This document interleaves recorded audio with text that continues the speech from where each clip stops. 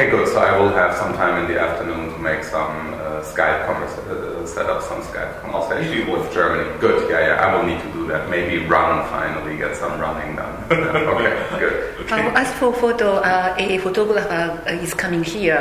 Maybe after 10:30. For the yes. Yeah. Great. Good. Perfect. Okay. Okay. We start. Okay. So I basically prepared these questions before the event last night, and then until then I didn't know about your views on democracy, because this is something that you don't really write in journal.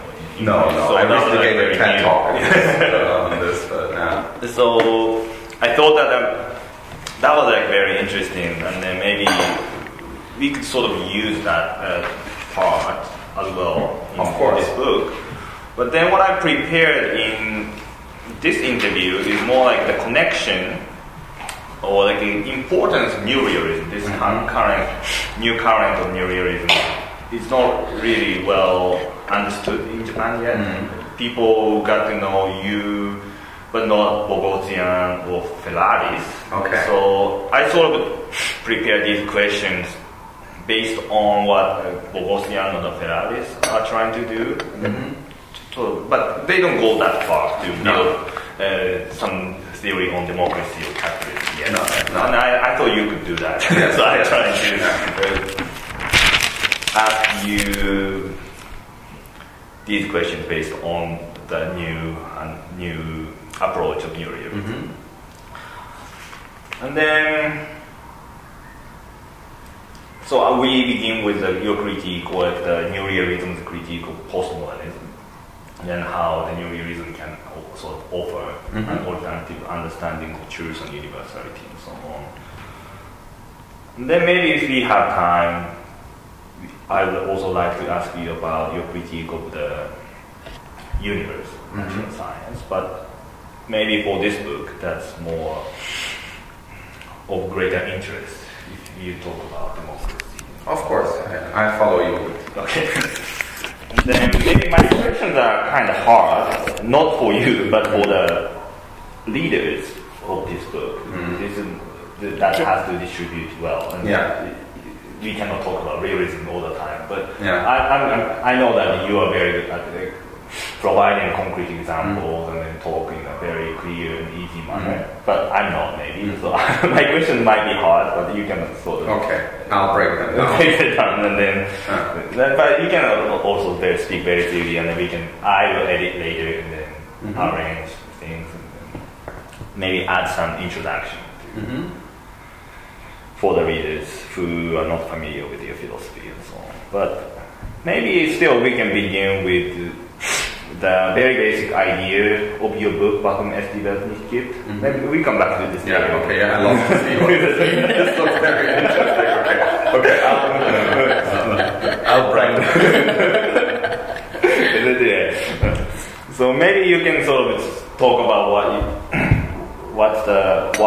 the world does not exist, and then maybe sort of explain what the realism is, but why the world does not exist.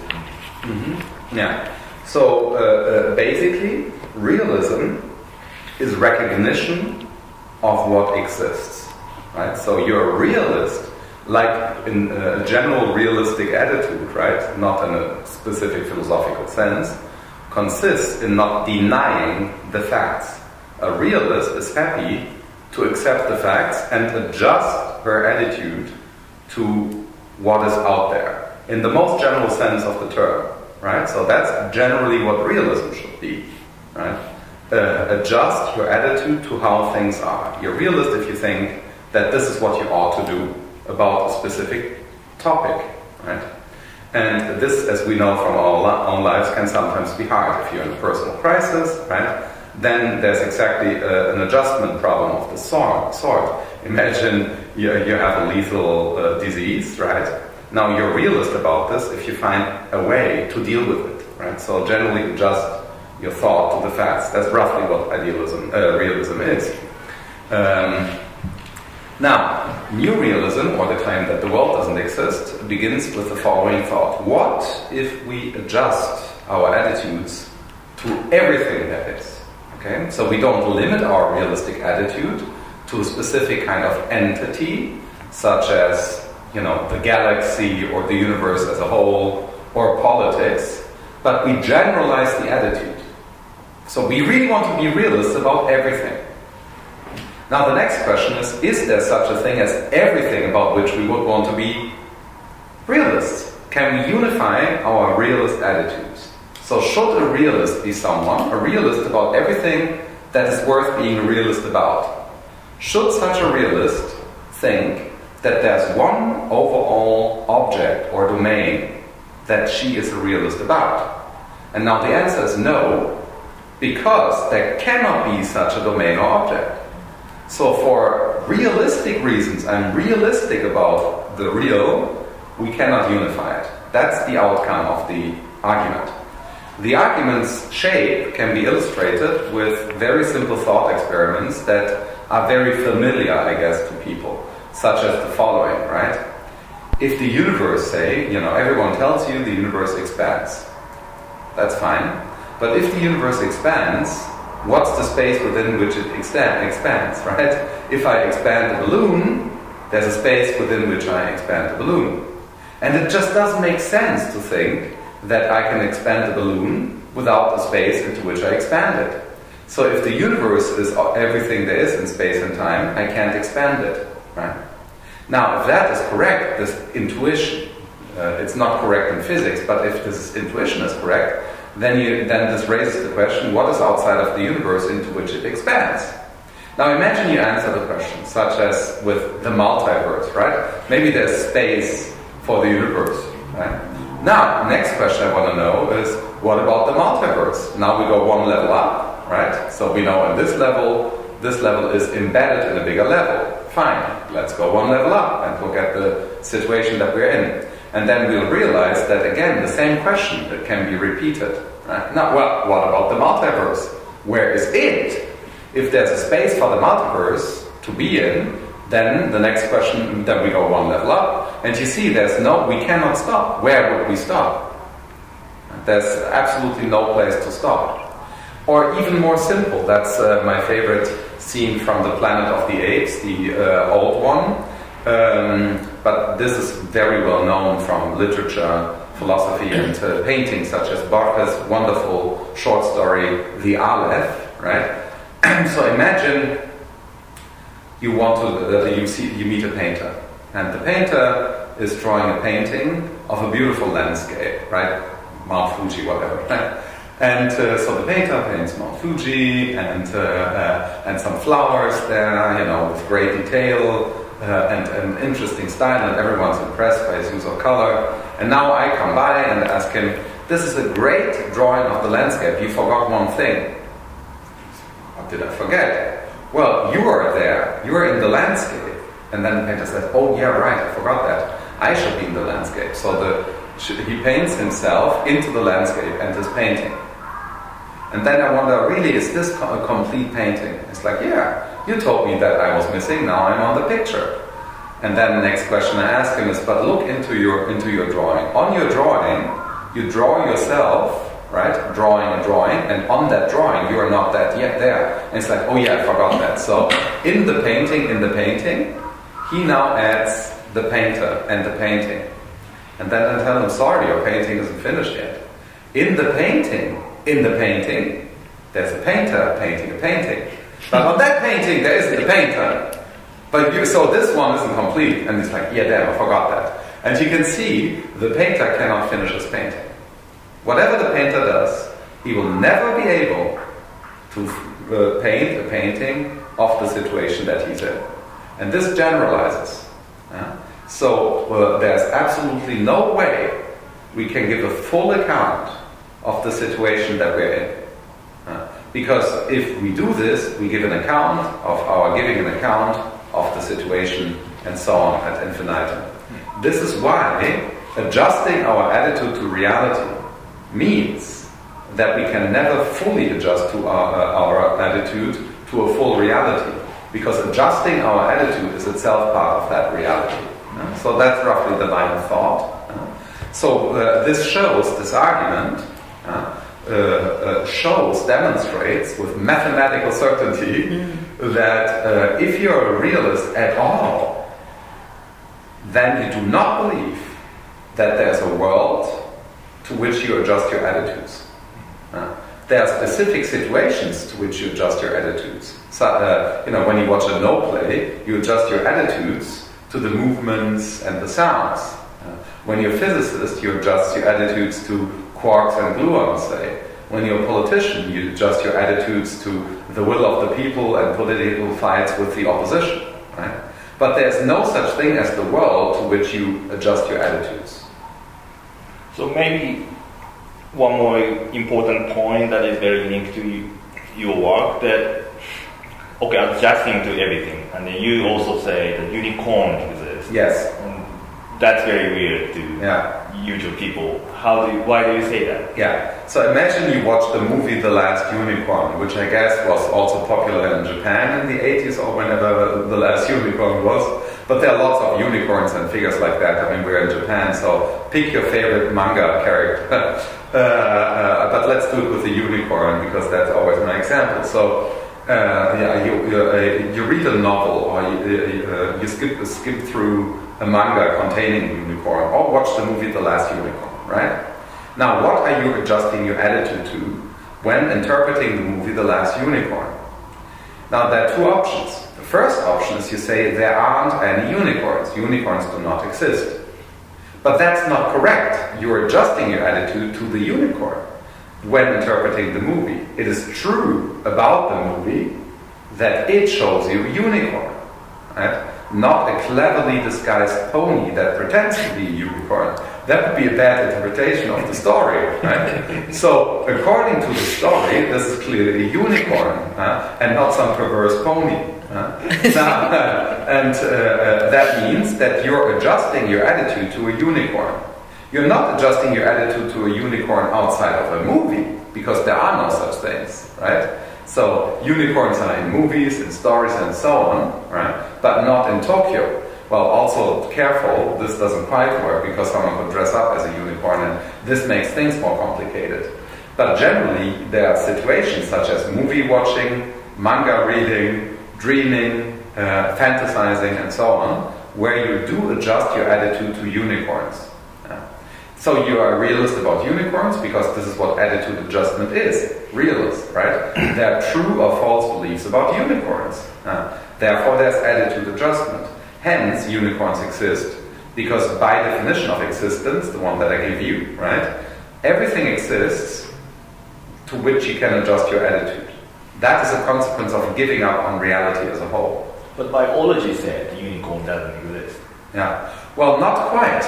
Biology doesn't give you, no natural science gives you a full negative verdict, right? Science can neither fully confirm nor disconfirm the existence of anything unless it leads to contradictions. Unicorns are not contradictory, right? For one thing, we could travel to another planet and find unicorns. Biology at most tells us we haven't found a unicorn. But imagine you go to another planet and there's something, with a lion's tail and the body of a horse and a horn, and it speaks a miraculous language, and its poop is a rainbow, right? I mean, then you're like, wow, come on, that's a unicorn. If I see that thing, I would say, oh damn, they exist on Alpha Centauri. Right? I think this would be the right thing to say. There's a good debate about this in philosophy. Saul Kripke has denied that if you meet a unicorn, it's a unicorn. He would say this is not a unicorn, but I disagree. I don't think the arguments against unicorns work. There's a lot of real technical work in philosophy about that question. But I think the case for the unicorn can be made. We recently had a big conference in Paris on the unicorn. Yeah. It was called Hommage à la licorne. So it was a whole conference about the unicorn with people from art history, literary criticism, philosophy, and so on, talking about that question. Good. Okay, so I think this realism Baphomet's debate mystique and the unicorns are very characteristic to your book, and then that's a good introduction that you can have. Thank you. And so maybe based on that, I try to build up and then come to closer to the more like a political, economic life and so on.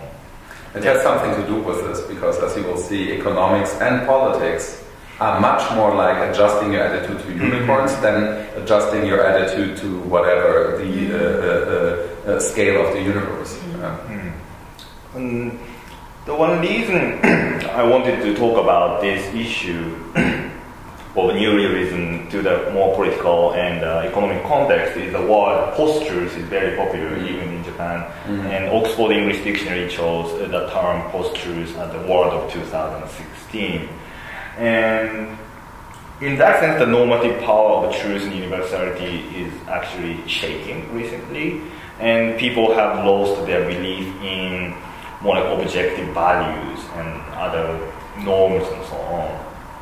But the problem is, due to the instability combined with the crisis of capitalism, causes more reactionary and conservative desires seeking after fundamentalism or very strong authoritarian leaders, and which results in a crisis of democracy as well. So that we have crisis in democracy as well as a crisis of capitalism. The problem is that philosophy, the gatekeeper of truth, knowledge, and universality, does not seem quite capable of effectively responding to this situation, and rather prompting the predominance of relativism and dogmatism. And this is what basically the Ferraris talks about. And what I have in mind is postmodernism. And in one sense, or on the one hand, post-colonial studies or gender studies have contributed a lot to challenge our Eurocentric, I'm Japanese, but our Eurocentric and patriarchal assumptions of the modern society, and to promote diversity and more like plurality a lot in various fields. But maybe postmodernism has gone too far to liquidate everything and deconstruct everything, so that we don't have any standards anymore. So arbitrariness dominates in our judgment, and that's why we have relativism and dogmatism maybe. So the world we are now in is the Nietzschean world. There are only interpretations, no facts. So, or as Frank Underwood says in House of Cards, there is no justice, only conquest. So we live in that kind of society or the world. My first question is, why did not postmodernism bring liberation? What was its failure sort of distinct from the beginning, or it chose some wrong way, and then that brought more like a relativism, conservatism, also dogmatism, the world of postures? What happened? Well, I think at the beginning of what later at some point was called postmodernism, particularly in the United States, right, as a term for a lot of thinking and art and so on, right? I mean, there's a whole style question associated with this. Famously, the term comes from architecture and architecture theory. That whole thing at the beginning looked very liberating, right? I mean, it was associated with sexual liberation and the 60s and everything, right? Especially 68. In particular 68. You know, it's associated with this, and it looks like a moment of emancipation.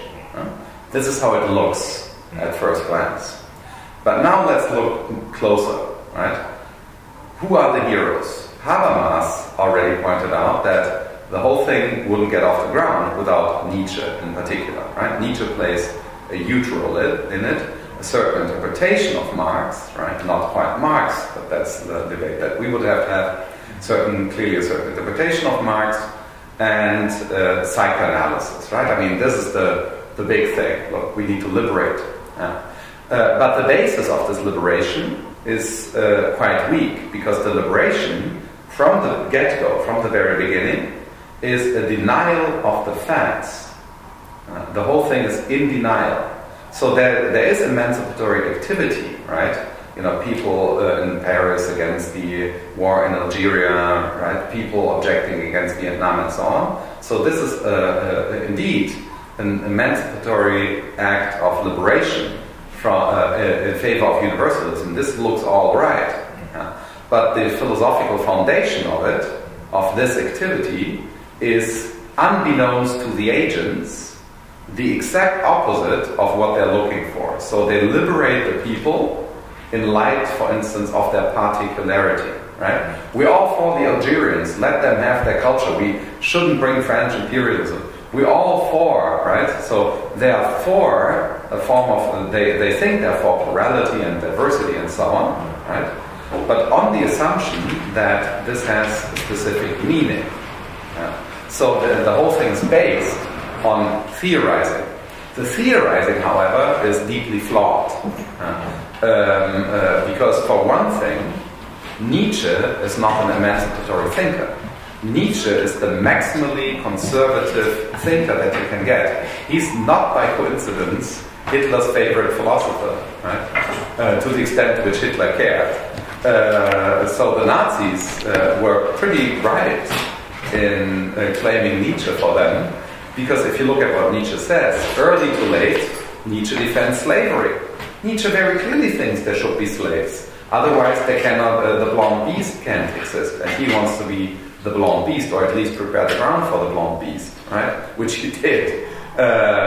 So if you look at this, if you look at Nietzsche's text, what he actually says, right? The positive program, you know, what he says about diets, not drinking beer and so on. Nietzsche literally tells you, never drink beer, and stuff like that. They're very positive recommendations. He's a terrible misogynist and so on, right? That's the agenda. Now people read this, and there's this guy, you know, basically it's like reading Mein Kampf, right, as an emancipatory book. You read this, it's like, okay, well, he wants to kill the Jews, he wants to take over the world, he wants to destroy freedom. Yeah, we don't buy that bit, but the rest is great, right? No, the rest is also not great. The rest hangs together with these claims, and the same holds for Nietzsche. So people pick up on the wrong philosophical foundations. So the foundations, the theoretical foundation of the 68 liberation is the same foundation as that of National Socialism. It's the same intellectual foundation. Well, they add a lot of things onto it, right? Critical theory of the time and so on. They think that they have the right add-ons, the right supplement, right? But if your theoretical foundation is the same as that of what you're denying, you're basically, in a Freudian sense, repeating the Ursinn, right? So there's something obscene going on behind the doors of the 68 liberation in Europe. Lots of traumata at the time that weren't worked through. So in a certain sense, this is a repetition of the same. It just looks like an act of emancipation because people identified some problems, right? But they overcame the problems or tried to overcome them within the wrong philosophical framework. I think this is what happened. So the desire was the right one. Yeah, the desire was the right one, yeah. But then people chose a wrong theoretical basis. Yes, yeah. The desire is grounded, the desire stands on shaky ground. The desire to overcome whatever they wanted to overcome, right? Clearly imperialism and National Socialism and fascism and all the problems roughly of the 20th century, right? The desire to overcome the deadlock is completely within the framework of the problem. This may be too technical for the readers, but I wanted to ask, what about Heidegger? Yes. I didn't even mention Heidegger. Yeah. The mythology matters Laffer.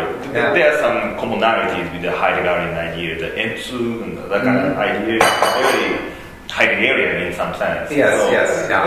Yeah, but that's why it's not a coincidence that this bit is gone in Why the World Does Not Exist. Right? Yes, that's why I was wondering. Yeah, and that's not a coincidence because clearly between 2009 and 2013, I think I began realizing how bad Heidegger was, and I fully realized only even after writing why the world does not exist. I never looked into the Heidegger National Socialism affair before. You know, everyone was aware of it, right? It's obviously a famous scandal, but I never had a firm grip on what's going on there. So I still had some Heidegger sympathies, like Habermas, right? I mean, Habermas became famous publishing his text Thinking with Heidegger against Heidegger in 55, I think. Mit Heidegger gegen Heidegger denken. Now, the mistake was that, because he saw the Nazism in it very early and pointed this out. But Heidegger is not your partner against National Socialism. Goebbels is also not your partner, right? Or some weaker figure, you know. Don't use Goebbels against Hitler, right? I mean, that's not a good, with Goebbels against Hitler is also not a good program. So it turns out that a lot of what Heidegger is doing is not an indirect, but a rather direct justification, again, as a bad philosophical foundation for liberation. But in Paris in particular at the time, people were combining Marx, Nietzsche, Heidegger, and even worse, Carl Schmitt. I mean, until now, the Italian left thinks that they can work with Carl Schmitt. Carl Schmitt is the legal ground, or the legal thinker for National Socialism. How can he be your ally for a coming communist revolution? He's not your guy, right? Okay, thank you. So I think that choosing the right theory is very important for liberating our social problems and so on. And I think that we will come back to new realism as the right foundation for those liberations. Yes, at least for universalism and so on. Yeah. But maybe we can also talk about another aspect of postmodernism that you problematized in the book Warum es die Welt nicht gibt, which is the social constructivism. Yeah. And I think the postmodernism, the strategy was that to show the historicity and sociality of race, gender, ethnicity, and so on. And that functioned quite well at the beginning, at least. And it, as you said, opened up the possibility of changing, because what is socially constructed can be changed by our social behaviors and so on. But what is natural cannot be modified. So they try to show everything is really socially constructed. But then it went too far. And then nothing is universal, and nothing is really true anymore. So is this skeptic, if I may say, because you are part of the skepticism as well, is this skeptic strategy right and sufficient, or critical theory should now take up another strategy? Yes, absolutely. I mean, for one thing, again, the basis of it is terribly shaky, right? Let's call this the Berkeley program, because both Judith Butler and John Searle basically are doing the same thing. I mean, that should tell you something. You know, and let me tell you how far this goes, remarkably. There's this current scandal. I'm only talking about this as a scandal, right? Not without judging anything, really just looking at the scandal. John Searle is involved in the sexual harassment scandal, right? The legal issues and so on. I'm not taking a stance. Now, currently, most recently, the last 2 weeks, Avital Ronell is involved in the sexual harassment scandal, and Judith Butler wrote a letter in favor of Avital Ronell. Now, Judith Butler apparently doesn't know the first thing about the rule of law, because the letter that Butler wrote in defense of Avital Ronell is a legal and ethical scandal, right? She defends Avital Ronell against the victim or apparent victim, so the case is not yet closed at all. We don't know the facts. The letter says we don't know the facts. Signing this letter do not know the facts. They're explicit about this. However, we ask NYU to give Avital Ronell, who is a famous professor, a fair hearing. Otherwise, there will be a scandal against NYU. And then they sign this letter, roughly. And in this letter, they call the apparent victim, the alleged victim, who's making a claim against Avital Ronell, they call the victim a gay, so they say he's gay, and married to a millionaire and can afford the process against Avital Ronell, and his intention is to ruin her reputation. That's what they say. First they say we don't know the facts, And then they state that the guy is gay and rich and wants to destroy Everton Ronell. Now, that is, by legal standards within the United States, that's called retaliation. So they are threatening the victim. Okay. So here is what feminist, leftist, cultural critics do in practice. They repress the victim in the name of academic power. So that should tell you something about how well they apply and understand their own theory, regardless of whatever Anatole Ronell did. Right? If she didn't do anything, then the rule of law will either come to that same conclusion, and then legally speaking, she's fine, right? Or there's a mistake within the legal system in the United States, which could lead to a tragedy, personal tragedy for her, but she can fight back, that's one outcome and so on. But that is rule of law, right? Whatever you think about it, but this is how the thing works. That's what you're committed to, right? And also this other person, this victim, claims to be a victim. So by the logic of Everton Ronell and Judith Butler, they should be supporting the victim. But if one of them is involved, a famous, super well-paid rich professor, then of course everyone should support the famous rich literary theorist from New York City, as we all know, and sign the letter. So they sent around this letter, and the letter is distributed in Europe. They also asked me to sign it, which I will of course not do. It's distributed by some of Derrida's students. So this is the Derrida clique. Now, that's why I call it the Berkeley program, because Searle and Butler have the same theory of social construction. A misunderstanding of John Austin. Performance. They totally misunderstand the concept of performance in Austin, both of them, right? There's a third, Derrida got it right, remarkably. Derrida gets it. In the Searle-Derrida debate, Derrida gets the right concept of performance at least, right? But Derrida would not have acted in this way, I guess, but that's a different question of action. So the shaky foundation again. So the very idea of social construction in the way in which Searle and Butler understand it, right, and that is the mainstream here, is a misunderstanding. If you look at what Luckmann and Berger did in their famous book, The Social Construction of Reality, that's very different. So that book is perfectly alright in that respect. That's not a shaky theory of performative action. It's a very different theory. So I think the Luckmann-Berger program, although also flawed, right, is much closer to a decent social ontology than the reaction to it. Now here's the philosophical problem. For one thing, the natural can be changed. So the first mistake is to think that if something's natural, it's necessary. That's simply false. Nothing natural is necessary. We know that from natural science. Nothing in the domain of natural science is necessary. It can be long-term, right? Evolution is long-term, but not necessary. So the natural is itself always contingent. It can be extremely stable, like planet Earth, but not necessary. So there's nothing necessary. The association of natural with necessary is already problematic. So is the association of social with contingent and historical, right? Because you have long-term processes in history too.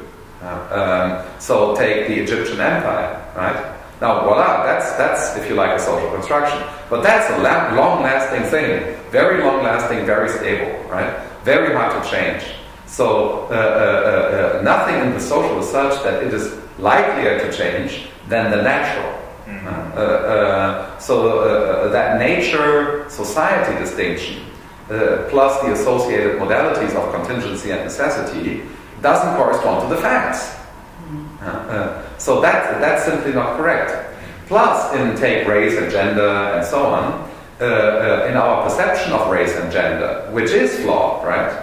So there is a problem in our perception, among other things. There is a real social problem here. I'm not denying any of that. But that problem has some evolutionary precursor, right? It has something to do, for instance, I mean something very trivial here. I'm not a social Darwinist or anything like that, but I mean something like the following. The perceptual field of human animals, right, contains a structure, has a structure. And that structure couldn't be there without the evolution of the human organism. And part of our evolutionary ancestry is to be very careful with our environment. We constantly look around. Everyone does. Our eyes, jump around. It's called a saccade, right? So you cannot even fix an object without your eyes moving. They always move slightly. They scan the environment, right? And you turn around always, right? You're always moving a little bit, right? No one really fully sits still unless they are enlightened Buddha, right? But even the Buddha doesn't sit still forever, right? I mean, the Buddha meditates for, 48 hours, and then he gets up and eats something or talks to a monk, right? No one sits there forever. That's death, right? So as long as you're alive, you're an organism. Now that's what life is, to be an organic being. Now the beings that we are, have an evolutionary observation space, hardwired. Not necessary, perfectly contingent, right? Long-standing. Now, within this, the fear of the other evolved, right? Not just of the everyone looks different to everyone else, right? Now, if on this basis, there's always the fear that some other living being could be my enemy. Now, that's hardwired, if you like, not necessary, but hardwired.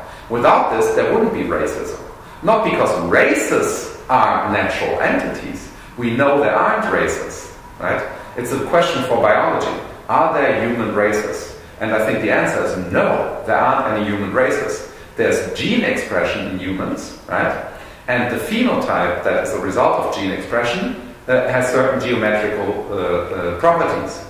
And then humans, in social processes and so on, and historical processes, began associating some genotypical gene expression in humans with a meaning where there isn't one, right? Long nose, right? I mean, I'm in Japan, think about the Portuguese as Portuguese colonists coming to Japan, and then there are long noses and so on. There's also racism in that direction. And funny enough, the critics of Eurocentrism always portray non-Europe as a victim, right? As if everyone's like, everyone outside of Europe is stupid, waiting to be conquered by the Europeans. And so the criticism of Eurocentrism is typically Eurocentric because it portrays the other as a victim. That's just not true. When the Portuguese came here, the Japanese fought back. It was a very developed culture. It's not like the Japanese were waiting here, they had no technology, no modernity, and then the Portuguese come here and they bring their modernity and bad Eurocentrism and so on. Not at all. I mean, that's talking about post-colonialism. That's not even true. Right? So post-colonial studies very often get the facts wrong.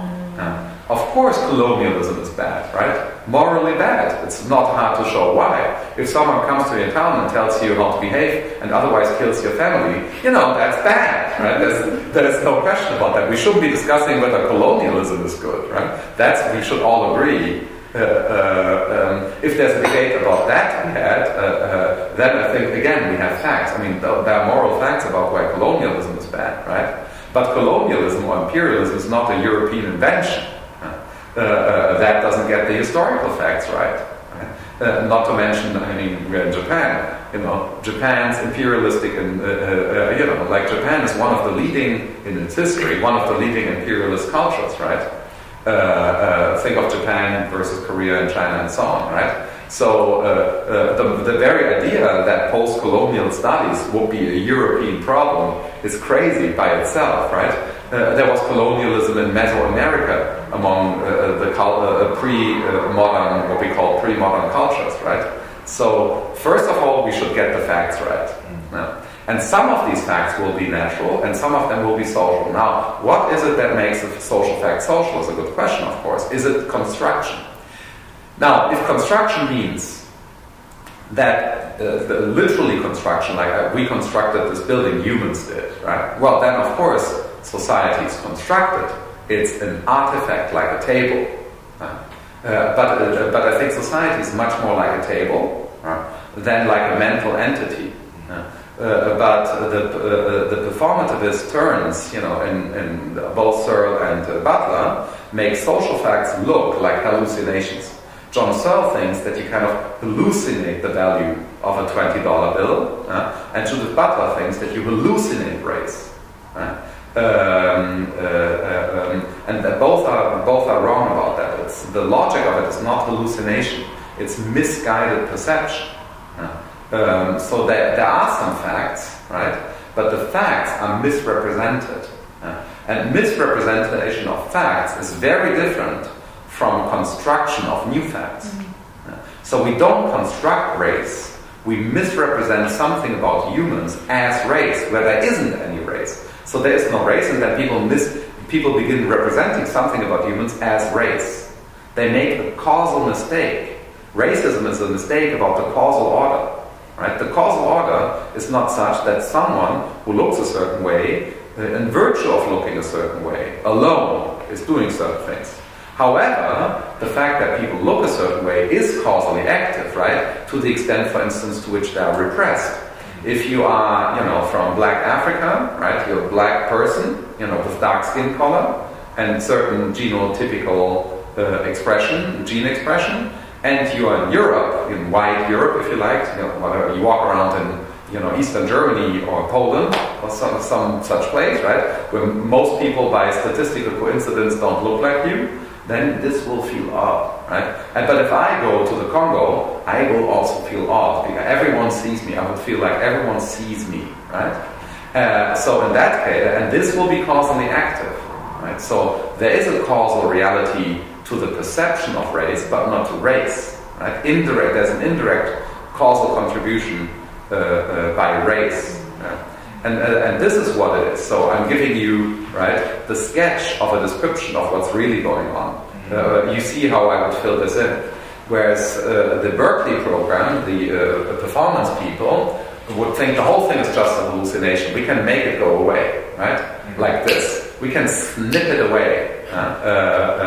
But you cannot snip it away. They totally misunderstand the resistance of the social. The social resists theorizing. It's real. Whatever is real resists theorizing. So if you think that with a little change in theory and a little chit-chat about post-colonialism, India will be fine.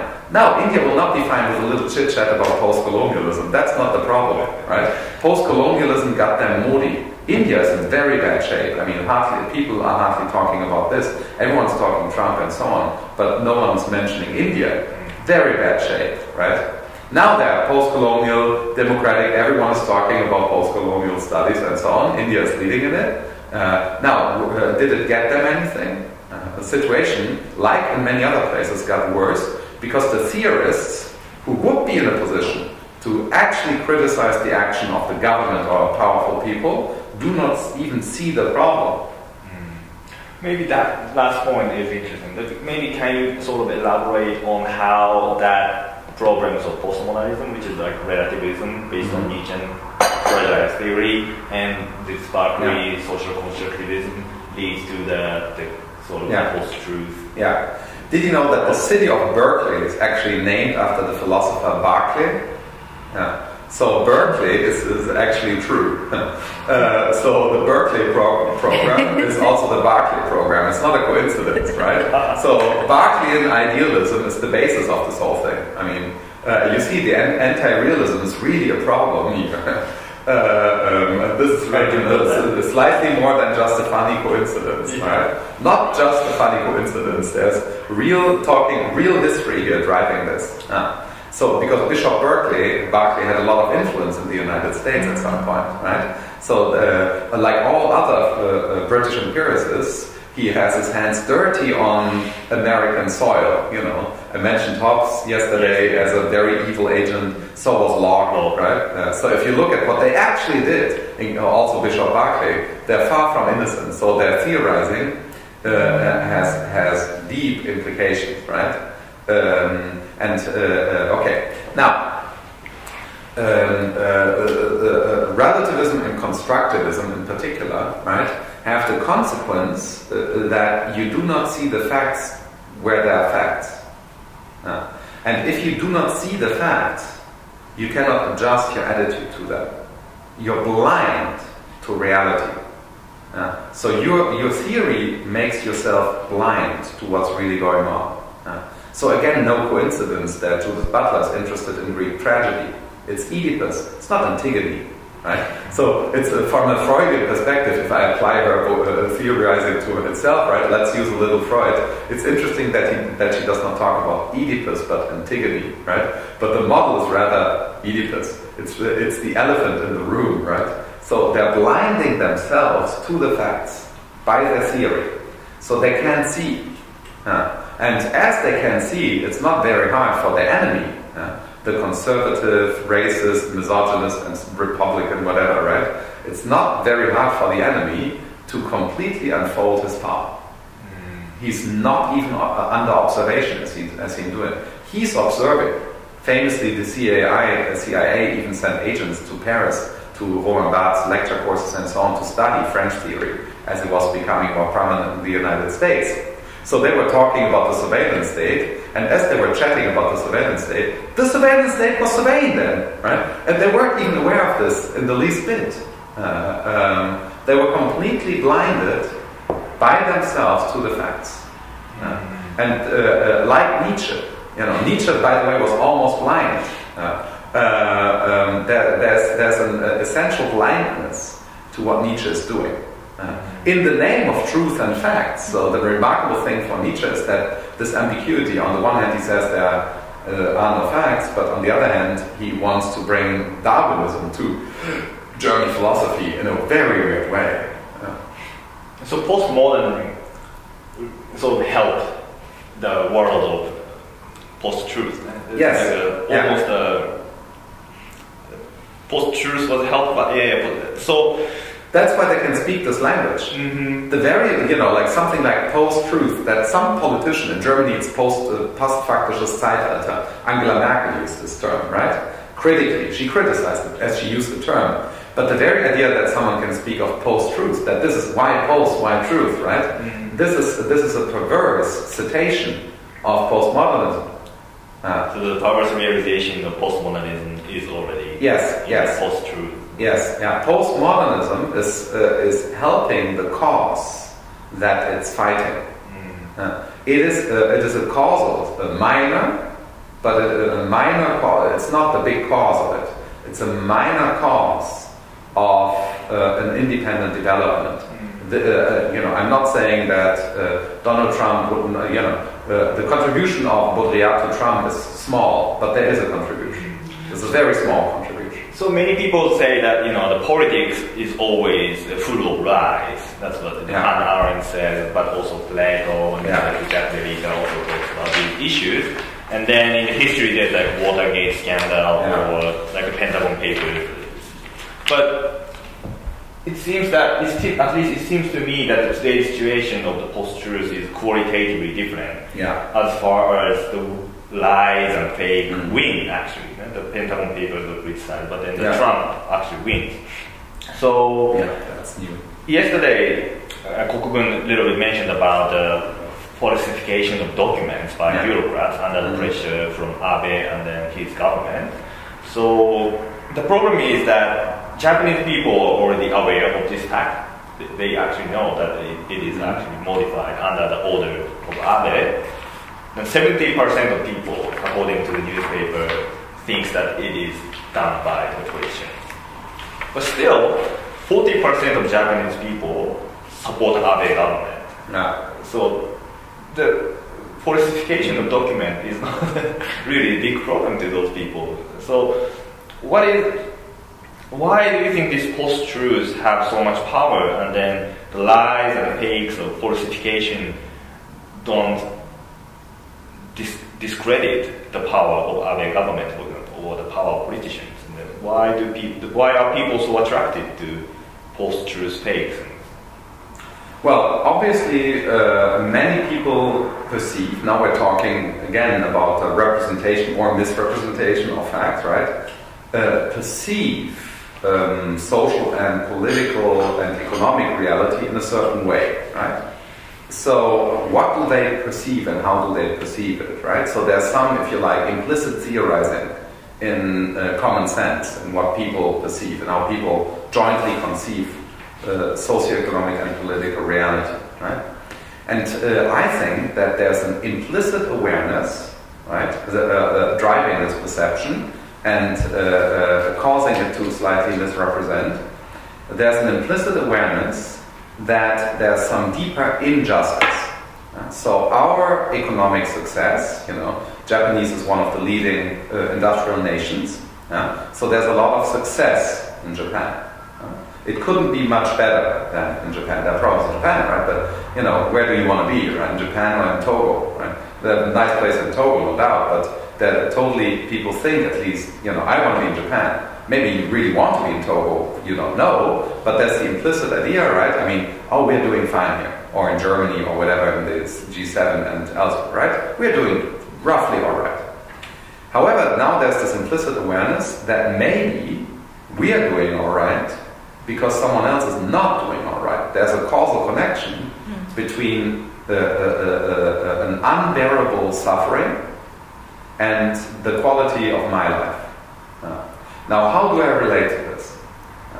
Either I think that this should not be, which is true. The truth is, this is not good. We're in bad shape. Not because I'm individually responsible for the death of people, individually, right, in the sense of I went there and killed them, but every single one of us gives a small and sometimes bigger contribution to the suffering of others that we would never bear causing if we were the direct visible cause, right? You would never bear this. You wouldn't piss in the water of a dying child, right? But you do. So it's bad water and you piss in it. You would never do that if you have to do that. So, no, I can't do it. Of course I won't do that. I'm a decent person. But you're doing this. The causal links are largely made invisible. There are many, many links and so on. You don't get to see this, but that's what you're doing. So there's this implicit awareness. So implicitly, everyone agrees that this is bad. And now people decide that, nevertheless, because it's implicit, we should even get stronger. So there's an implicit wish, I think that's my diagnosis, there's an implicit wish to maintain just that order. So given that the order is not decent, it's an indecent, morally indecent situation that we're in, the idea is that politics should therefore be indecent. It's indecent anyhow. So it might as well be indecent. So there's, I think, a fear, that's my psychological explanation, my hypothesis, is that there's an implicit fear that if politics becomes decent, then we will begin granting the rights that people have to people whose rights we're currently denying. And that would be a very expensive program. That is why in Germany, for instance, the right-wing reactions, gut reactions against refugees, right? Against Merkel's universalist politics, cook up, because she is doing what's morally required of her. She's a moral agent to the extent to which she can be a moral agent in her role. She's doing a lot of very moral things in her career. She's doing that. She's trying to be a decent human being, a good chancellor. She's really trying, I think, no doubt, whatever else you think about her, and I'll be critical of on the larger picture, but that's something that she's trying. And as she's trying to be a decent being, people start criticizing her. Just those people that we're talking about, right? The post-truth fans. Right? And why are they criticizing this? Because they fear that they will lose something. Because they will have to share some of their wealth with people whose value they're currently implicitly denying. And I think this is why people accept falsification of documents, because they think, or Donald Trump, because they think that if these guys, are that evil and reckless, then they will defend us against Africa and China and so on. They can do it for us. They're reckless, right? They're not decent, but that can be very helpful. I think this is how Americans think, the voters think of Donald Trump. Everyone knows he's a prick. No one thinks he's a decent human being, but he's a tough businessman. And a tough businessman will protect you against the stupid Mexicans and Canadians and all those Europeans. That's why. It's Nietzscheanism. The people are Nietzscheans. That's exactly the Nietzschean reason. Donald Trump is the blonde beast. Yeah. Nietzsche would totally endorse Donald Trump. Absolutely, no doubt. It would be his favorite Napoleon. He's thinking of people like Donald Trump or Kim Jong-un. That's why Donald Trump likes Kim Jong-un. Kim Jong-un is a reckless monster. He gets along very well with him. He can't be with Trudeau or Macron or Merkel in the room. Way too moral. They're not reckless, nowhere near. They really think. So I think Trudeau and Macron and Merkel and many people surrounding them and many other people, right, in politics are actually decent. They see the problem. They're like, that's not all right. I mean, what's happening? The global order is not in good shape. It's an immoral order. It destroys the whole planet. Even for egoistic reasons, you should change it, right? Otherwise, Germany will be gone sooner or later by a real flood, not a flood of North Africans, but like a literal flood. So there's real reason to act on all sorts of fronts. But Donald Trump just ignores all of this. Right. Climate change, global injustice, he couldn't care less. That's none of his business. He's an army. So I think this new conservatism, authoritarian regime problem in Turkey too, right? I mean, we need protection against those Syrians. So that's how Erdogan is there, right? Strong border to the east. So it's always this logic that I see at work right now. So maybe going back to the talk about how postmodernism is actually helping the predominance of post-truth world. I think the reason why I was really interested in your critique of postmodernism is that the relativism and dogmatism undermine the conditions for democracy. Yes. Because yes. it makes the dialogue impossible. Absolutely, everyone lives in a different world. For example, the New York Times is pure propaganda. This is actually not a remark by Trump, but by Chomsky. Yeah. So, the left intellectual and the populist leaders are using the same language. Yeah. And currently, you are shooted by NHK, but NHK is also criticized by both right-wing people and left-wing people as the state propaganda channel. So, what is going on now? Do you see NHK in Japan, BBC in England, or ARD and ZDF in Germany, and our Switzerland had a huge debate about this recently too, right? State television. And now there's this bad misunderstanding, again I won't say of Marx, but the idea that if the state represents anything, right, has a TV channel or a newspaper, it has to be propaganda, by definition, right? Why would that be true, right? I mean, yes, if the Nazis had a TV channel, it would clearly be propaganda. But what if a democratic country has a TV channel to inform its people and so on, right? Why is that propaganda? You need to make a case, right? Otherwise, it's just a conspiracy theory. And I think we are here really dealing with a right and left wing conspiracy theorist mind. They're not giving you any facts, right? Who's doing it at NHK? Who's paying him? Who's in cahoots with whom, right? Show this. Might be true. What do I know, right? I don't know enough about the organization of NHK. I know a few people there that like them a lot, right? But I don't know its economic structure. Maybe there's something wrong with ARD and ZDF in Germany, right? I don't know. If that is the case, then show it, right? If Chomsky thinks that New York Times is propaganda, then show it. It's not enough to say so on TV. I mean, the whole thing is self-undermining. Noam Chomsky says on all sorts, on every channel available to him, that all channels are propaganda, right? You see, this is immediately self-undermining. If you think they're all propaganda, why do you do this? If Chomsky believes what he believes, then he shouldn't be a famous, rich MIT professor on all news channels. He should be a guerrilla fighter. So I think Chomsky's stance is completely self-undermining.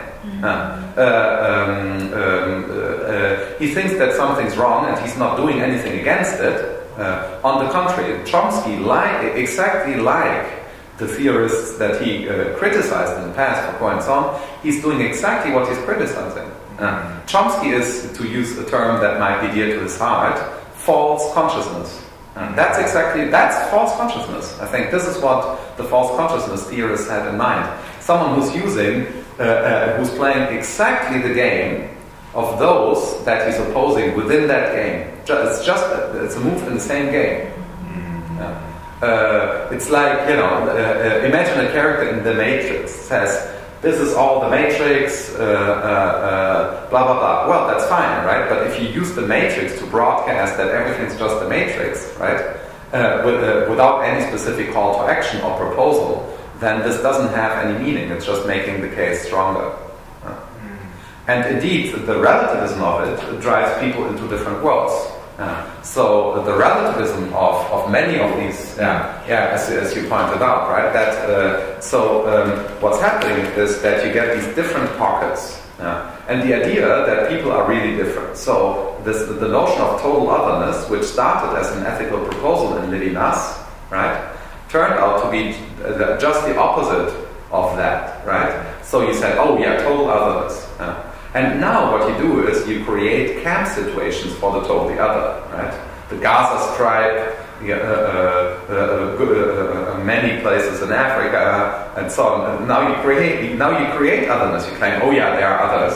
And now voila, you got your otherness. So your misperception of actual otherness leads to the kind of otherness that you want to overcome. Because the way in which you adjust your attitude to the facts, right, is a misrepresentation and leads to, I think, morally perverse behavior at the end of the day. Because relativism didn't end with, oh, people are different, some people are different from me because everything is relative, but it's more like dogmatic, it includes exclusions. And it didn't end with tolerance. No. What's this favorite Cronenberg movie? Let me see. There's a wonderful movie, I need to find the title, by David Cronenberg. I'm not online here. Maybe someone can find this. There's a movie, Madame something. If you Google David Cronenberg, Madame... I think it's Madame Butterfly, actually, by Cronenberg. Let me see. This is a wonderful case. Madame Butterfly. I will check it. I think it is. Let me see. This is. I can make a good case from this movie. No, it is. M. Butterfly. M. Butterfly. M. Butterfly, 1993, with Jeremy Irons in the lead. Great movie, by the way. Okay. I didn't know it's based on a play by David Henry Wong. Haven't seen the play. Great. Even more interesting. But be that as it may, so here's the plot. Okay, some French diplomat in Shanghai. I think it's in the 19th century or something, but under very colonial conditions.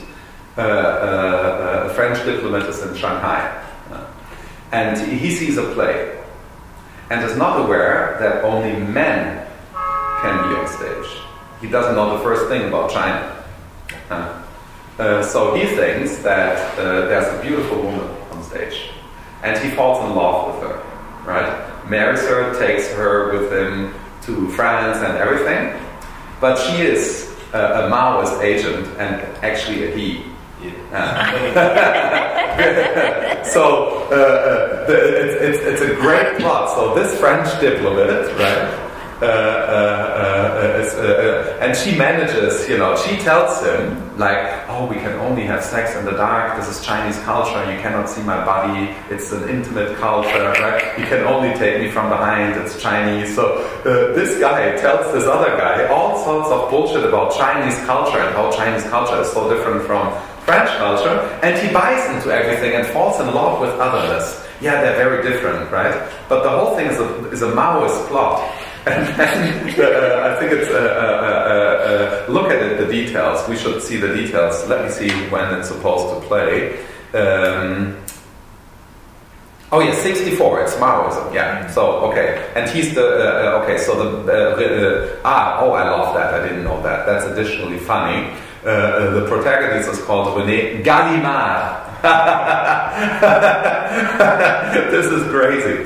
Okay, so Gallimard, the publishing house. Yep. So it's 64, and he's in Beijing actually, and the first ambassador of the West to China. So it's right after colonialism. It's post-colonialism, right after. So it's really funny. So he projects, his wishful thinking about the otherness of China onto all of this, and the Maoists use it. Mao literally uses this against the French and implants an agent in Paris. And this is basically 68. So the logic of 68 and relativism is completely, now I might say, deconstructed in this movie, and Butterfly. Absolutely great movie in light of this. And there you see the irony of it, right? Because the guy doesn't know the facts at all. He doesn't know the first thing about China, right? Completely misses the facts. And then thinks of the Chinese as radical other, and they use the fantasy of radical otherness in order to undermine France. Putin is doing the same thing now. It's a good strategy. Putin always speaks this way, oh, we're very other. Russia is so different from the West. Putin speaks postmodern language. Think of Putin's brilliant act, the Putin dialogues, right? With Oliver Stone. Did you see this? Oh, you have to watch this. So HBO that interviews with Putin. Oliver Stone interviews Putin for about 6 hours. It was a show on HBO about everything. He's like, so Oliver Stone, and now what's funny is I think Oliver Stone's daughter works in Russia, so he's not really, so talking about Russia undermining America. So you have Putin and Oliver Stone, and Putin is this super nice, super smart guy. Perfect guy. He's great at hockey. He's such a sportsman. He's beautiful. He has this nice palace. He's the nicest guy of all people. And then Oliver Stone asks him questions like, people in the West think you're a really evil guy. He's like, oh, come on. I'm not an evil guy. Look, I'm a very nice guy. You're making this documentary about me. I'm a very nice guy. But Russians are very different, right? It's just different, just otherness. You misrepresent otherness here. We are just radically other. We have different values, right, from you guys, but we're also nice. And this is propaganda, right? It's literal. So HBO literally shoots a propaganda movie for Putin. And the logic of it is radical otherness and postmodernism. Putin completely knows this language and suggests this, and then uses it for misogynist interventions. A couple of times he makes unacceptable remarks, but they are framed in such a context that people would say, oh yeah, the Russians have a different relation to women. Russian women are tougher, and Russian men just like to beat them, but they beat back. And right, so you get all these ridiculous stereotypes about Russians.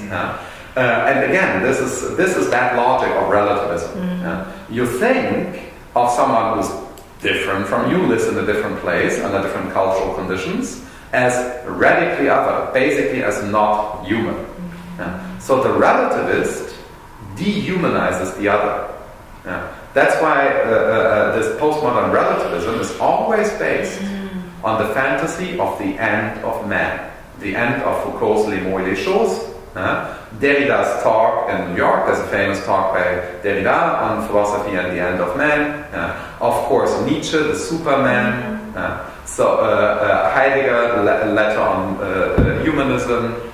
They are all dehumanizing the other. So relativist post-colonial studies is implicitly granting the right to dehumanize the other. By giving up the notion of the human for everyone, everyone is dehumanizing everyone else. It's a generalized dehumanization. Then this dehumanization makes it also possible to have more like aggressive attitudes to the others. Exactly. It immediately justifies aggressive action. If I'm completely different from the other, right, then the other is like a bird or a pig. I'm very different from a pig. We're both animals, right? But that's it. It's just a pig, right? So if I can also dehumanize or the others in the form of animals. Late Derrida noticed that we should also think about our relation towards animals, right, in light of all these problems. But that's a big topic. So let's stick to the human animals. And so that's that logic, right, of ghettoization, that American logic where you have a Korean neighborhood and an Indian neighborhood and a German neighborhood and so on, right? This idea of ethnic neighborhoods nicely reflects the problem. Because now the others, they all hang together in a deep way. So like listening to what you say about postmodernism, it seems that this big demand for your work and as well as new realism is not a coincidence maybe, because EU cannot really take this postmodern relativist attitude anymore, confronting with Brexit, refugees and Greece problem and so on. So do you think that is it one of the reasons that your work became so popular in Germany or in France or even in Japan? Do you think that new realism is responding to some of that? Yes, I think so. Yes, absolutely. New realism is deeply, like on a deep level. So it's a philosophical foundation for an attitude adjustment that takes in facts. It's a declaration of the end of post-truth. Let's stop that. This is harmful. For one thing, it's just false. That's bad enough, right? But in addition to it, if you think through its logic, it's also ethically harmful. So it's not just factually false, it's also normatively misguided, ethically harmful and politically harmful. And if this is, and I think that part of the attraction of new realism to even a more general audience, even though it's a genuine philosophical proposal, but part of this is that it speaks to the universality of reason. So can you sort of elaborate? I mean, it's kind of a big topic, but how can you explain how? I understand that it's not just about mountains. Mountain exists, and my view of mountain, your view of mountain exists. It has much more ethical and political implications too. Yes. So how does new realism overcome relativism and dogmatism? Like what should we learn instead of Chomsky? What can we learn about facts? Well, for one thing, first thing is you get a clean plate, right? So you realize that many of the theoretical options that people are trained in over the last decades are untenable. So let's get rid of them. Okay? So fresh start. You hit the reset button. Now we're back at zero, if you like. Okay? And now the question is, once you're at zero, right, how should I even begin to think about the problem of the other economic wealth, capitalism, democracy, our values, and so on? How should I even begin to think about this, right? And then you realize that clearly people have, on their everyday basis, constantly, of course, different interests, right? And due to different interests, including survival interests and economic interests, this creates what we think of as perspectives, where perspective is basically nothing but what I call an egocentrical index, right? It's the notion from Tyler Birch. I'm using this in a certain way. Now, an egocentrical index is this, right? I'm the center of my agency. Trivially, I'm an animal, right? So I'm the center of my agency, and there's survival interest built into this, right? And if that's all I have in mind, right? If I see reality like this and do not take the other into account, then of course I will begin to fight the other when the other threatens me. That's all, right? On a very basic economic level, this is happening. But this is why we usually have decency and ethics and so on as a contribution to solving the problem. But it only goes so far, right? So imagine you are in a situation like we were earlier this morning, but a general situation of the following form, right? A pregnant woman with a baby, say, at the airport. So you're in line for something, right? You want to get water to get into your plane, and now this pregnant and baby woman, right, is also standing in line. The decent thing to do is either to let her go first, or explain to her why you're not letting her first, because you really are in a hurry. Then you should turn around and tell her, I'm really in a hurry, sorry, otherwise I'll be quick. Right? Or you forget the water, right, and let her go through, right? So this is an obvious demand of the situation on you. And similarly, right, even in economic situations, we are really in that situation, but it's much harder to act ethically because sometimes a lot can be at stake, right? You think that you're really threatened. I mean, everyone knows this from our everyday work situations, right? Whenever there's competition and conflict, we think that we are very threatened, and sometimes we are, right? If you make a bad mistake, sign a bad contract, and so on, in a company, right? As opposed to your competitor, you might go down. That's true, right? But that means that ideally, this is perspective management. Now we're talking about real perspectives, not about postmodern perspectives.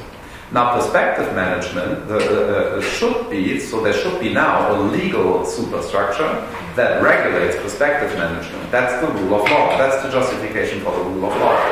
But the rule of law cannot work if it's not itself based, again, on ethical considerations, right? So there's an attitude adjustment between the ethical sphere and the legal sphere, a form of practical wisdom that you need in order to have this kind of perspective management.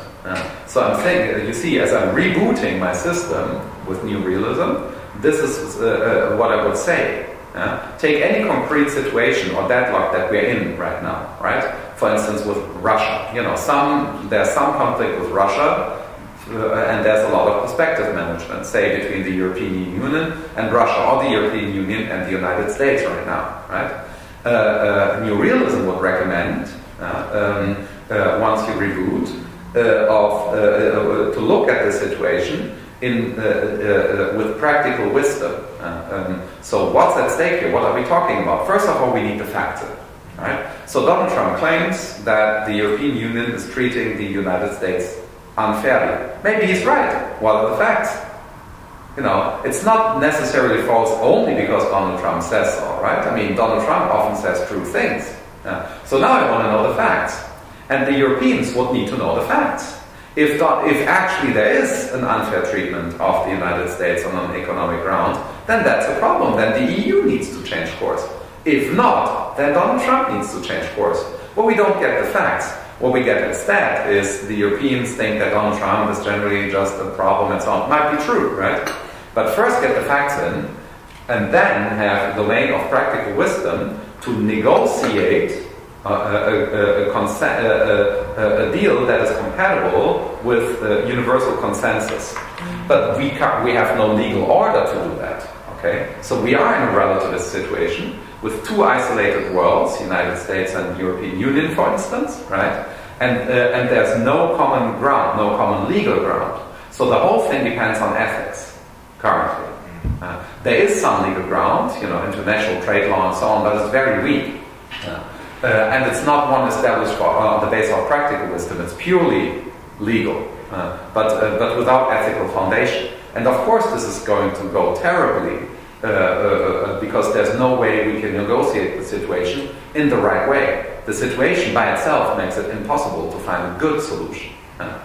So that's what rebooting gets you, right? You look at this negotiation process as one which ought to be driven, among other things, by ethical considerations, but isn't. So the question now becomes, how can we get an ethical foundation into this picture?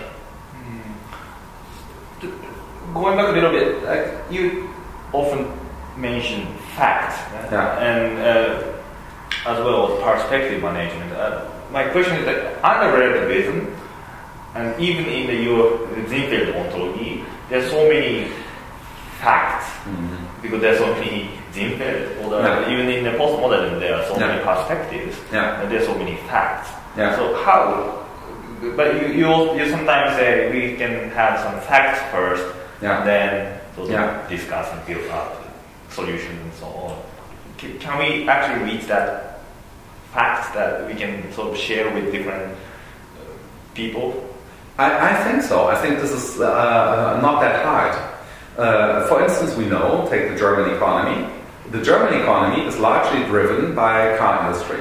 It's one of the biggest, we know the numbers. The facts are well known, right? It's not hard to find out, one call to the Ministry of Economic Affairs in Germany, right?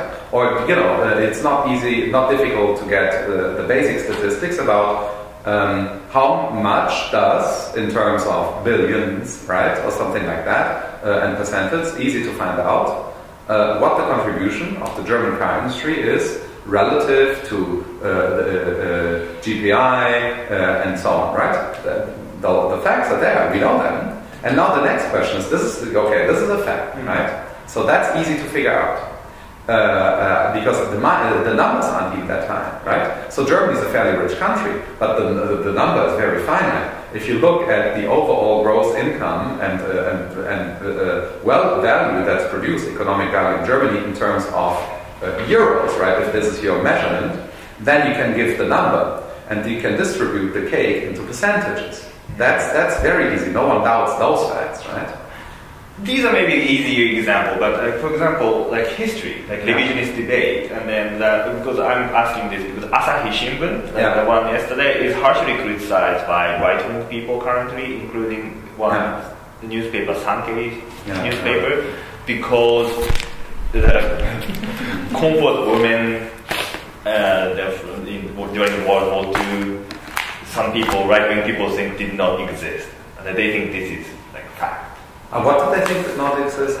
Asahi Shimbun thinks that comfort women did exist, and then Japan is responsible for that. Yeah. But the Sankei Shimbun and the other right-wing people believe that comfort women didn't exist. So they think that's a fact. So they are not sex slaves, but just a prostitute. And then something similar happened in Germany about the existence of Holocaust and so on. Debate. So in that context, that there seems to be like two facts. The one says that it existed, and the other say it didn't exist. Maybe in the GDP or the numbers that might be more objective, but no, I think this is equally objective. Yeah, absolutely. Either there were sex slaves or not. You define sex slave and then figure out whether there were sex slaves, right? So, and we should have of course one could even have a discussion about whether there are prostitutes or whether all prostitutes are sex slaves. I mean, prostitution is legal in Germany, people accept that, but I'd be willing to question that. Like I'm used to living in a country where prostitution is legal. I don't know about Japan, I'm not so interested in prostitution, but is it legal in Japan? Illegal. Illegal, exactly. Okay. So in Germany it's legal. Now, is this good or not? I mean, I think we should spend more than a minute about talking about this. Maybe no one is a prostitute. Maybe all prostitutes are basically sex slaves, right? These are the ethical questions. So is it ethical or not? So a lot will depend on talking to them, for instance, right? I didn't talk to enough prostitutes, so I don't know their mental profile. I don't know what it is to be a prostitute, how hard it is to be a prostitute, and so on. What social consequences it has, right? Can you send your children to school and when they go to a party in the next neighborhood and ask, what does your mom do? Oh, she's a prostitute. If that's fine, then that's fine, right? I really don't know what this means, right? Unfortunately, we know that a lot of mafias are involved in bringing sex slaves to Germany, who claim to be prostitutes, but they are sex slaves. So these are actual problems. So I think there is an objective fact of the matter that is often not hard to settle, whether there were or not sex slaves in Japan in a certain amount of time. The same holds for the Holocaust. Was there a Holocaust? Of course. How do I know this? From history books and so on. Why do you trust the history books? Answer, why would I trust you not trusting them? Right? So do I have any reason to question the Holocaust? I don't see any. The Holocaust for me is in its existence and sex slavery on planet Earth, right? Terrible to a terrible degree in the past and the present, is, I think, as much an objective fact as the number of planets in our solar system. I think this is good because some people misunderstand your argument in Japan because you argue that everything except world exists. Exactly. And there is no hierarchy among the few sense. That's why, in some sense, we can say that those revisionist views exist. They do exist, but they're false. Exactly. So some people confuse these two dimensions, the true false claims and their existence. Absolutely. And I'm not saying that everything exists means that everything is true. because you're criticized for post-truth thinker. Yeah. Because you argue that everything exists, and then it sounds quite like post-truth. So maybe you can yourself. Yeah. But that is clearly simply false. I never said that. You know, this is some of the things I write are traps. Okay, so of course I will trigger this response, but I explicitly write that this is not true. If you read what I say, right, I distinguish between existence and truth. Existence is related to truth in interesting ways, but everything I say. Okay, if you look at what I actually say and how it hangs together, right. So if you check the facts about what I said, right, then this problem goes away. Now this is remarkable because it also tells you something about the perception of a philosophical system, right? Because people often want to read the thing, want to have confirmation, right? So they want me to say this, because then it's much easier to criticize me. Then they can say, "Oh, this is just another version of roti," right? Oh, yeah. But you see, those who say this want to say this because it's not grounded in the facts. Nothing I've ever said entails this, nor did I say this explicitly. So here's what happened. I explicitly say, I'm not one of those. Then I give you a theory. And now a critic says, I'm one of those. Now that critic has a postmodern attitude, because he didn't check the facts. Here are the facts. I said I'm not one of those. I give arguments why I'm not one of those. Now my arguments might be wrong. I might be one of those without knowing. But then you have to show this. But given that I distinguish between being true and existing, all I have been saying is this: falsehoods exist. Right? So Holocaust denial is a falsehood. That falsehood exists, and it has causal powers. Because they're Holocaust deniers, certain things arise. Some of them will get weapons and so on in Germany, and right, and sex slave deniers might exist in Japan, right? But that means that a falsity exists. That's very important to distinguish that, because for something to exist is not for it to be true. Here's what I do accept, okay? For something to exist means that there's a truth about it. So that's the relation between existence and truth. If something exists, then there's a truth about it. But what exists might itself be a falsity. So if it's false that the Holocaust did not happen, then it is true that it is false that the Holocaust didn't happen. That's what I'm saying. And that's what it means for Holocaust denial to exist. The existence of Holocaust denial is the existence of a fact, namely that there are Holocaust deniers. But that does not entail that there isn't any Holocaust. I think that's a clear explanation. It's important to make this explicit. Now it's very clear. Yeah, very important. This book is also more about ontology. Yes. It's not about truth or thing. Yes. What exists is not what is true. A lot of falsity exists. Unfortunately, that's part of the problem. Should we take 5 minutes, please? Yeah? Okay, good. Yeah. So are we going in an interesting direction? I'm also trying, right, to give you a pick, to add things to what I've already said, so that this interview, right, will not just be, if you like, a repetition of what's already said elsewhere, but a new contribution, right? So, I think it's very good. That you know, that's also much better from, I think, a publisher's standpoint, that he gets clarifications and development, right, and not just another version of what I'm already saying anyhow. Thank you so much. And then we are on a good pace, so we finish the first part. Okay, good. We can begin with this thing in the second part. But do you smoke? No. Good. Do you smoke? Go ahead. No. But do you need anything, like any other things to... No, I'm really good. I'm perfect. Just about the schedule, I have a question about today's schedule. So I will be free after NHK, or will there be a dinner? Do you know this? There will be dinner, and then we go I'm not sure if I can attend, but they want to shoot a little bit with a drinking place. Yeah, that was today. Male workers hanging around near here. And In Shibuya? You mean? Shinbashi. Shinbashi? Yeah. I think Quite a lot of workers go there to get drink and get drunk. But if you have already, if you can make some appointment, or if you can specify time that you. Yeah, that's exactly what I would like. That might be easier. Yes. Would it be possible? Maybe you can contact them. I can call. Yes, that would be great. What time would you like? So if I could, for instance, what's today? Wednesday, right? Wednesday, yeah. -7, yours is -7 for here, right? So if I could have 90 minutes from say 6 to 7:30. 6 to 7:30. Yeah. Okay.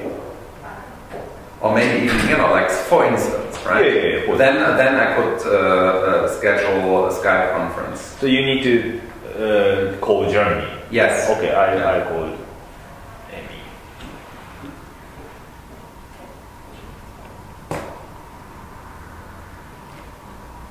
Like people going to Shinbashi, the drinking place. Oh yeah, sure. I just need to know when it's good for them, right? So if it should be 5 to 6:30 or 6 to 7:30. もしもし、今ちょっとガブリエルさんと話していて、今大丈夫ですか？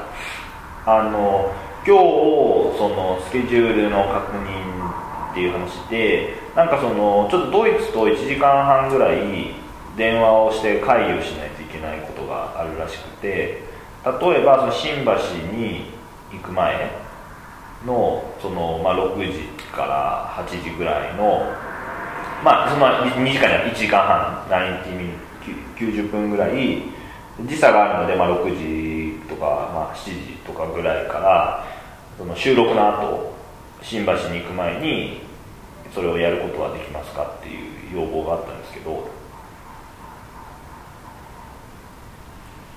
いやそうじゃなくて、断るんじゃなくて、何も断ることはなくて、NHK の収録をして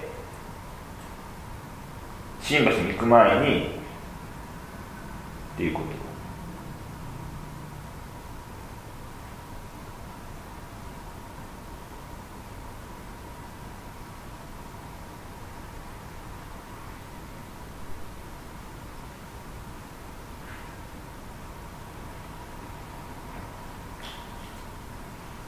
そうか、ちょっとお待ちくださいね。Do you need a place to have the internet connection? So you're gonna have Skype with in the hotel would be great because I have my computer there and everything. In the hotel, I would have everything. Yeah. そうか、or internet connection need be in the hotel, right? I mean, of course, if they can just get me into a room with a good, yes. もちろんそのパソコンがあるとかのホテルにあるので、でもどこでもいいです。それはどこでもいいということなんですけど。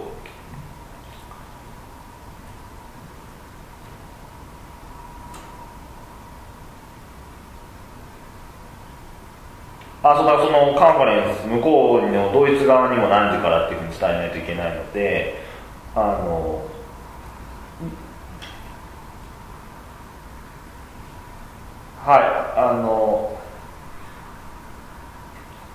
It has to be 90 minutes? Yeah. じゃあもしちょっと申し訳ない、大西さんにも申し訳ないんですけど、新橋自体は行けるんですけどということで、わかりました。私もちょっとそこ分かってなかったので、お願いいたします。よろしくお願いいたします。I think that should be fine. Yeah, is this a good time? So let's say 8 to 6. So like she will fix the time now. She has to talk with Onishi. Okay, sure. I still have time. This guy is still sleeping. It's 4 p.m. So.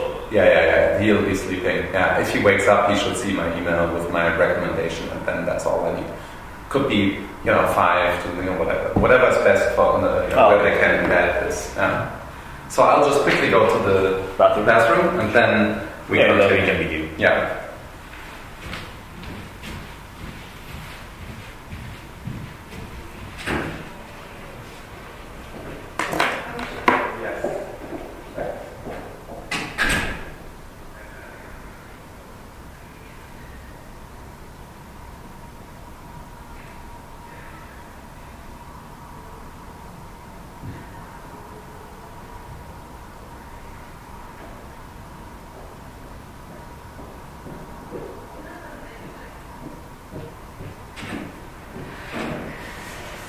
さん、サイト、You are so perfect。いやいや、本当に。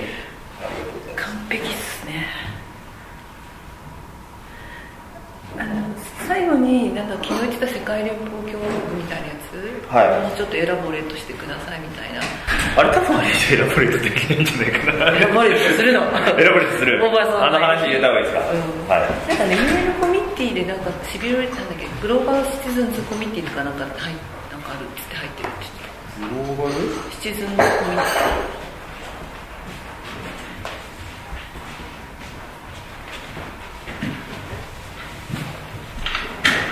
今度喋ってる最中も撮りますね。さっき写真撮ってたんですか？さっき写真撮ってたんですか？撮ってない。これから。